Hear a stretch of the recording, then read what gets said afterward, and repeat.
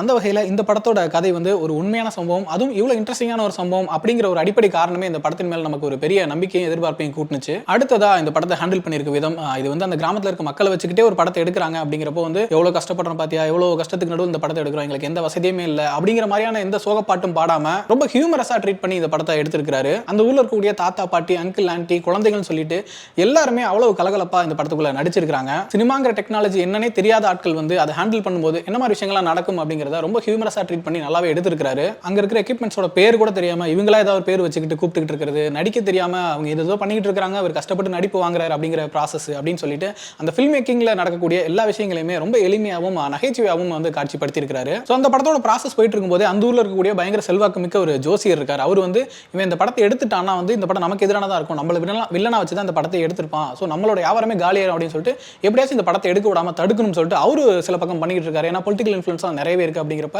அவர் சைட்ல இருந்து இந்த படத்தை நிப்பாட்டுறதுக்கு எடுக்க விடாம பண்றதுக்கு என்னெல்லாம் பண்ணலாமோ அதையும் பண்ணிட்டு இருக்காரு. ஏற்கனவே எந்த அடிப்படை வசதி இல்லாம ரொம்ப கஷ்டப்பட்டு ஒரு படம் எடுத்துட்டு இருக்காங்க. இதுக்கு நடுவில் இந்த மாதிரி பொலிட்டிக்கல் இன்ஃப்ளூயன்ஸோட அந்த படத்தை நிறுத்துறதுக்கு கூட வேலை நடந்துட்டு இருக்குது. இந்த மாதிரி சின்ன சின்ன கான்ஃபிளிக்ஸ் வந்து படத்தை சுவாரஸ்யப்படுத்திருக்குன்னு தான் சொல்லணும். இவர் படம் எடுக்கிறேன்னு ஆரம்பிச்சு ஷூட்டிங்லாம் போயிட்டு இருக்கும்போது அந்த ஊர் மக்கள் எல்லாமே சுத்தமா நம்பாம இருக்கிறதும், அதுக்கப்புறம் ஏதோ ஒரு கட்டத்தில் அந்த நம்பிக்கை வர்றதும் சொல்லிட்டு அந்த மாதிரி விஷயங்கள் எல்லாமே ரொம்ப அழகாக காட்சிப்படுத்தியிருக்காரு.